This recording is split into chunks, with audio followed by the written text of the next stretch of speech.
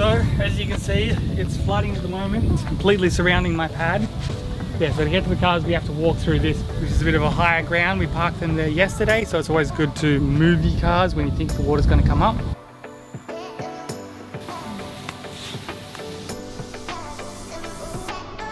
This is how we woke up this morning. Tiny houses are nice because they're already raised up because they're on wheels. So the water has to get onto the pad and then raise all this way before it gets to the floor of the tiny house. That's one benefit of tiny homes, is they're already, you know, stilted up basically, where other homes are on the ground. One good thing about being off-grid with tiny homes is because tiny homes are on wheels so you can move them anywhere. Usually places where you find that you can park them aren't connected to power or water or things like that. So you're kind of forced to set up those things to be off-grid. And the benefits of that is that when there is natural disasters like floods or fires or storms and utilities get cut, like water gets cut off or power lines get, you know, trees falling on them and they get cut off, it doesn't affect me because I've got my own systems to handle all of that. So that's a benefit. The downside is it takes a bit of expense, a bit of capital to build all of these off-grid systems, and I do have to keep them running. So I could have a personal problem with my power system or something that doesn't affect other people. Here is my battery system. This controls my house and gets the panels, power from the solar panels on the roof. We've also got a blender, which we use a lot. That just runs on the power. We've got an electric kettle, which runs fine on the power. We've got an electric oven, which takes a lot of power, but with the system I've got, it's big enough to be able to run this. So that's great, having an oven. Big full-size fridge is my bathroom. A fan, you can see my panels on the roof. When I woke up this morning, I was on about 25%. The house cuts off at about 20% of battery charge. So I put on the generator. This is my little Jenny for when there's not enough power and we need to top up the batteries, but I use this very rarely, so that's good. Been running that for a few hours and now it's up to 52% of battery capacity, so that's really good. Will last us all today and a bit tomorrow if there's no sun, but there should be a bit of sun this afternoon. That's good. And so this controls the house, this controls the solar panels, this is the little screen that tells you, but right now there's PV panel power going up and it's going into the house, and any excess goes into the batteries. Batteries are stored in here. I've got 3 big ones in there. So this is my shed. It's very full of wood stacking and Makita products and tools and my batteries. The dryer in here. This is the lowest point of the pad in terms of if anything gets damaged. Water tanks are completely full because of all the rain. This is my solar hot water. So north is that way, so I've got it facing north to get the most amount of sun. The sun comes, hits these tubes, there's water in these tubes, and so it heats up and it stores up here in this big tank, which I believe is 200 litres. So that's how much hot water we have. We don't normally run out of hot water. We did last night because it's been, you know, cloudy for a couple of days. But yeah. This one here is my home biogas digester. So I've got my toilet system and it's piped into here, into the bottom section, which is all liquid. And then it breaks down and creates gas, and the gas gets transferred up to here, the top system, which is a big gas bag, and it's got sandbags on it to create pressure.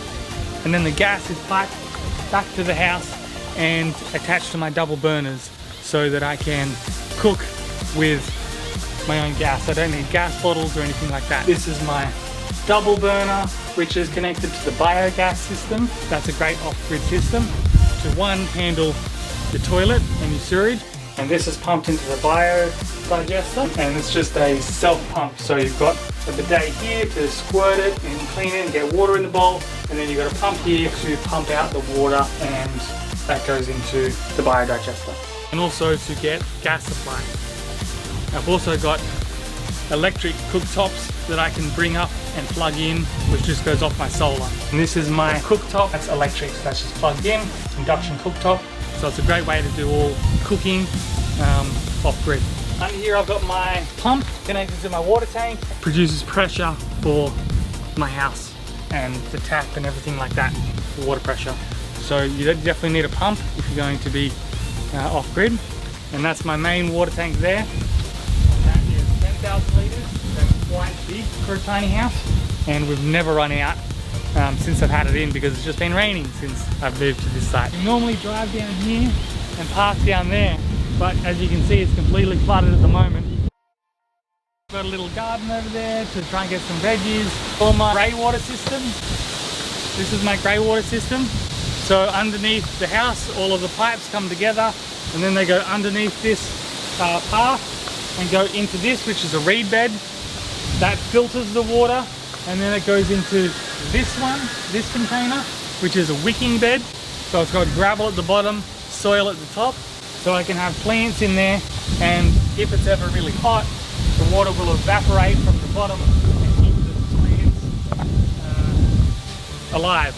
And any excess water pipes out and goes onto the ground on the other side. So that's my grey water system.